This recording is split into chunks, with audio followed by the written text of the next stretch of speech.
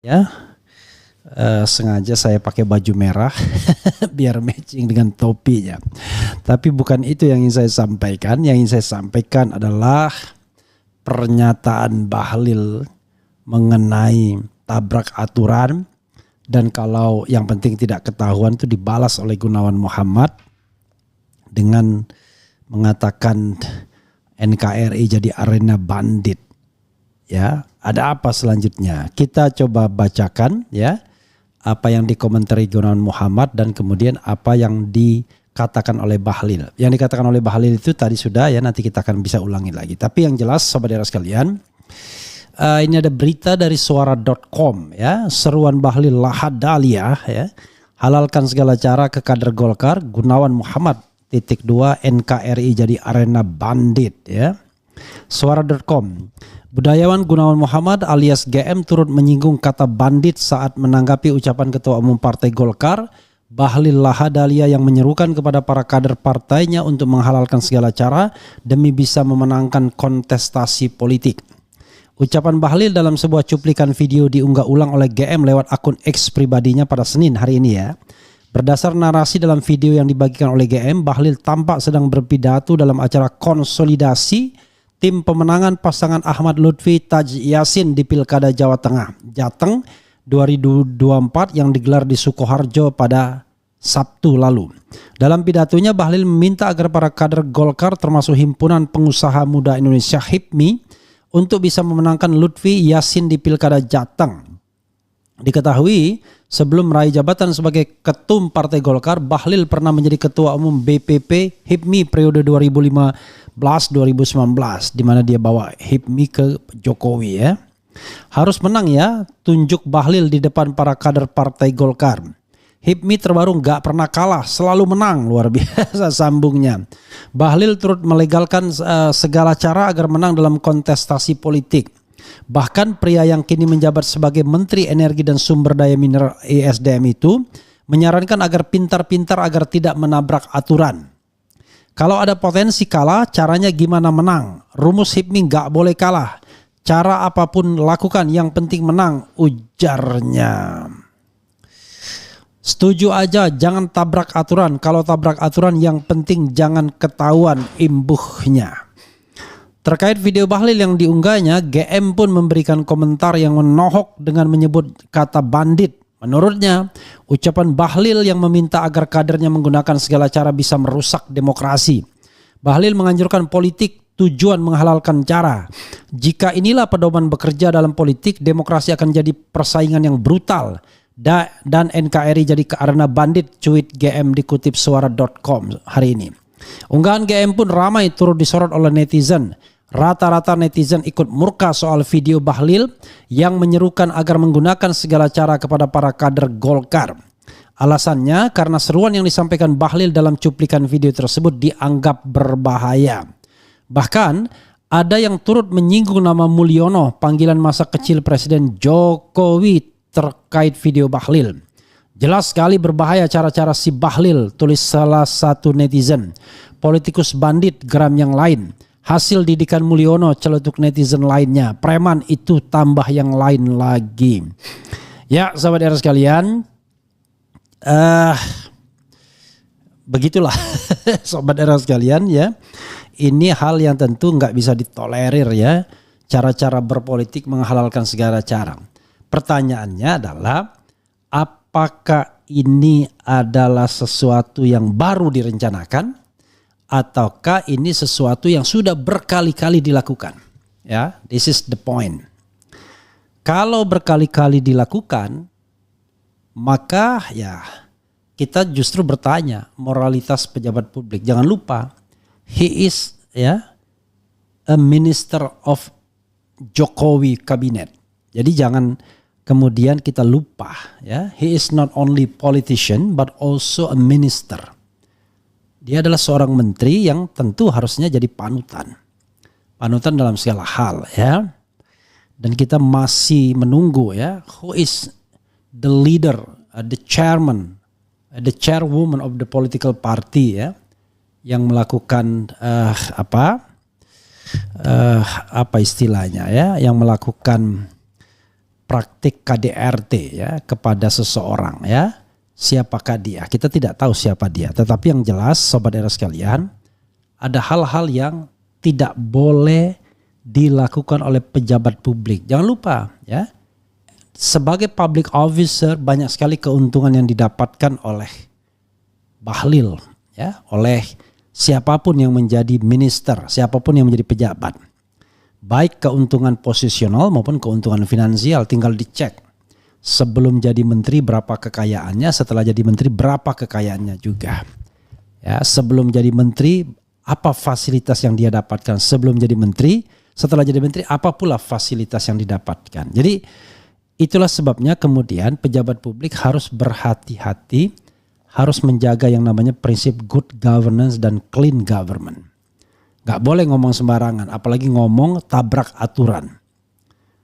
Asal nggak ketahuan, wah kacau ini kalau semua pejabat publik begitu. Walaupun kita tahu susah mencari pejabat publik yang barangkali lurus, yang tidak tabrak aturan, yang tidak korup, yang tidak menyalahgunakan kewenangannya. You name it ya. Siapa pejabat semacam Abdullah Heha Mahua, mantan penasihat KPK dan anggota KPKPan, Komisi Pemeriksa Kekayaan Penyelenggara Negara. Lebih lama lagi siapa yang seperti Jenderal Hugeng, mantan Kapolri, atau in between siapa seperti Baharudin Lopa. Kita rindu pejabat-pejabat seperti itu yang tidak menyalahgunakan jabatannya untuk memperkaya diri sendiri maupun kelompoknya, dan tidak menggunakan jabatannya untuk hal-hal yang buruk. Ya, saudara sekalian. Jadi sekali lagi, it is not about Bahlil himself, tetapi ini mengenai sebuah tradisi untuk menegakkan good governance dan clean governance. Siapapun dia. Ya. Ini juga terkena kepada Prabowo Subianto. Keluarganya tidak boleh nepotistik. Terkena kepada pejabat-pejabat publik lainnya, termasuk juga ketua-ketua umum partai politik. Karena mereka memimpin institusi-institusi yang sebenarnya berada di ranah publik walaupun sifatnya private. Jadi siapa bilang Golkar, PDI, Gerindra dan partai-partai tersebut tidak memerlukan rakyat. Mereka memerlukan suara rakyat sebagai dasar legitimasi mereka untuk berkuasa. Jadi saudara sekalian, tidak bisa dilepaskan dari protes rakyat dan juga tidak bisa dilepaskan dari sebuah amatan, pengawasan ya, agar mereka menjalankan praktik pemerintahan yang baik. Praktik yang berpolitik yang baik. Kalau Bahlil, dua. Praktik berpolitik yang baik karena dia ketua umum partai politik, tapi juga praktik berpemerintahan yang baik, tata kelola pemerintahan yang baik karena dia adalah seorang minister atau menteri. Begitu ya, kecuali kalau kita nggak peduli. Kalau nggak peduli enak bener ya. Fasilitas bisa didapatkan, kekuasaan bisa didapatkan ya kan. Kemudian kekayaan bisa didapatkan, tapi kita tidak mau kemudian memegang rule-nya, memegang aturannya ya. Nggak bisa begitu bernegara ya. Rule aturan harus kita pegang dan kemudian tidak bisa kita gunakan jabatan untuk seenaknya mengeluarkan statement, apalagi melakukan tindakan-tindakan yang di luar hukum atau istilahnya menabrak hukum. Begitu sobat RH sekalian ya. Nanti kita bicara tentang reformasi dikhianati terakhir ya. Coba kita bacakan komentar sobat RH terkait dengan hal ini. Dan Gunawan Muhammad sudah mengerjakan tugasnya sebagai seorang warga negara dan juga tokoh publik untuk mengkritik Bahlil Lahadalia. Ini kritiknya adalah di postingan Gunawan Muhammad GM_GM. Bahlil menganjurkan politik tujuan menghalalkan cara. Jika inilah pedoman bekerja dalam politik, demokrasi akan jadi persaingan yang brutal dan NKRI jadi arena bandit ya. Dia kemudian menyertakan link ketum DPP Golkar Bahlil Lahadalia pidato di acara konsolidasi untuk pemenangan Lutfi Yassin dalam Pilkada Jateng Sukoharjo. Begitu cuitan Gunawan Muhammad ya, seorang tokoh yang sangat senior, pendiri Tempo ya. Orang yang merasa sedih ya dengan perilaku Presiden Jokowi yang awalnya dia dukung ya. Jadi sobat daerah sekalian sekarang Allahu Akbar ya. Ternyata kelahiran Gunawan Muhammad sama dengan ibu saya ya, bahkan lebih tua dari ibu saya yang sudah meninggal dunia pada tahun 2019 ya.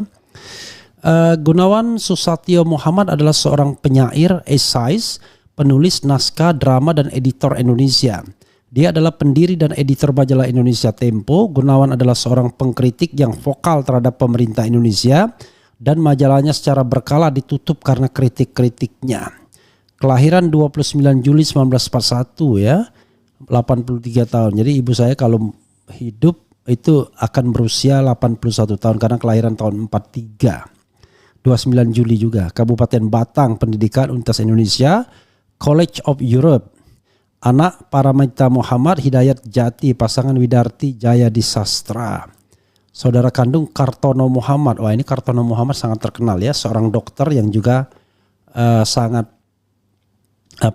vokal ya dan kritis dalam menulis tidak hanya soal wilayah kedokteran tapi juga politik secara umum ya.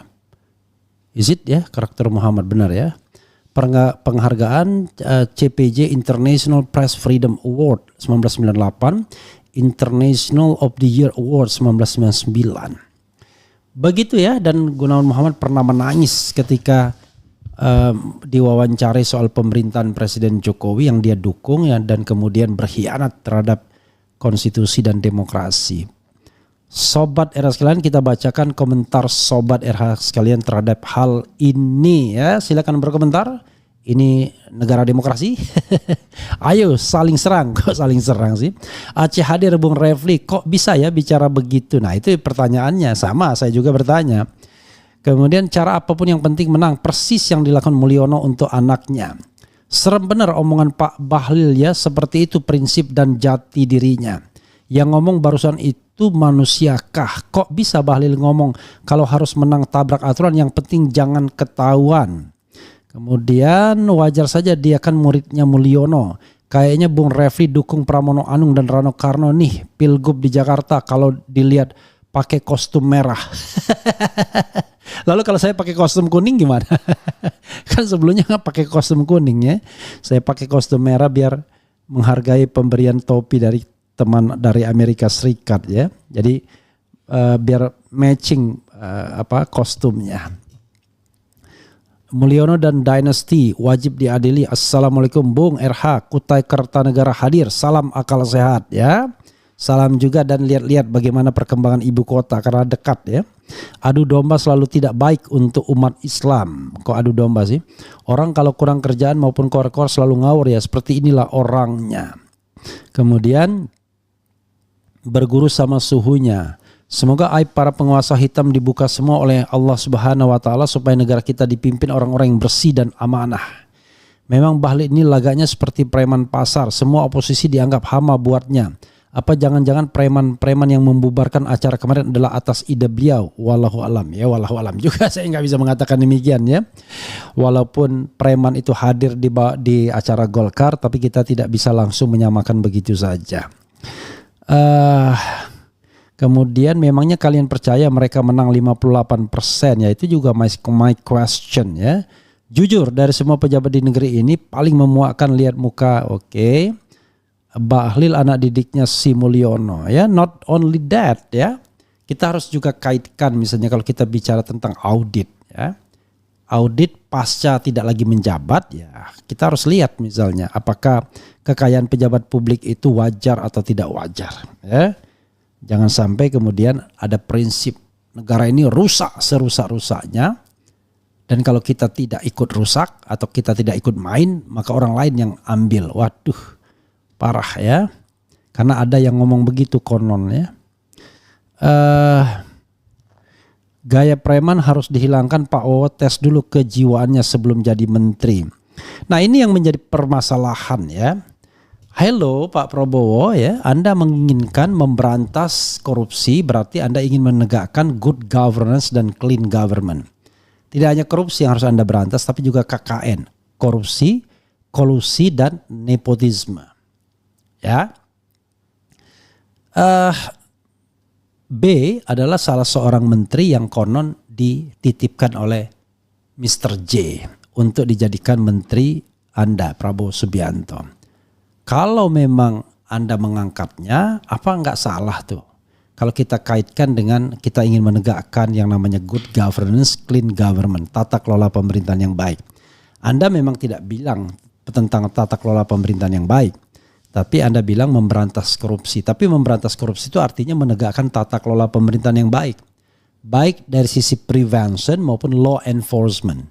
Karena itu ya appeal saya ya janganlah angkat pejabat-pejabat bermasalah. Not only Mr. B tapi everybody. Misalnya Anda sudah mengindikasikan bahwa ketua umum partai politik ini bermasalah. Ya jangan diangkat.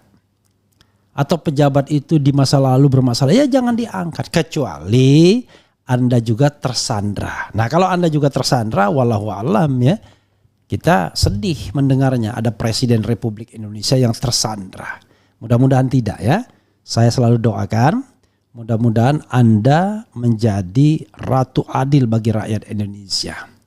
Dan tidak mengangkat orang-orang bermasalah di kabinet Anda. Whoever ya. And then don't worry about kritikus like me.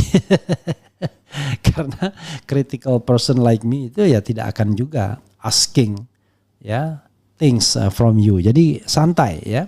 Begitu sobat era sekalian ya. Oke.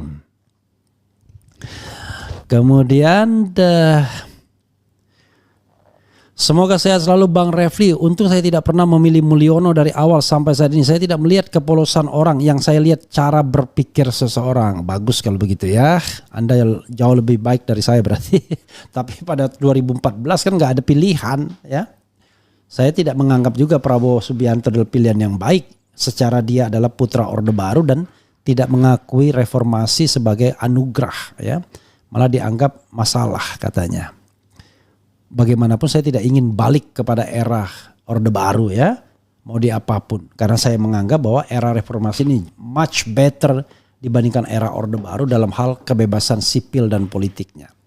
Kebebasan berpendapat, bersuara. Kalau di era Orde Baru nggak bisa kita mengkritik begini. Walaupun ini pun belum tentu lebih baik juga dibandingkan era-era awal ya. Karena Presiden Jokowi justru membuat deposit demokrasi itu turun terus, tabungan demokrasi ya. Demokrasi tidak berkembang secara baik di masa pemerintahan Jokowi, justru menjadi hal yang regresif. Korupsi yang berkembang baik, kolusi yang berkembang baik, nepotisme yang berkembang baik ya. Kemudian Pak Prabowo harus ingat perjuangan rakyat membela Pak Prabowo di tahun 2014 sampai mengorbankan nyawa di MK kalau tidak serius memimpin negara ini, apalagi kalau Gibran tidak diganti. Selamat malam Bang Erha, teruslah bersuara kritis karena situasi demokrasi saat ini benar-benar sudah sangat membahayakan. Bantu doanya Taufik.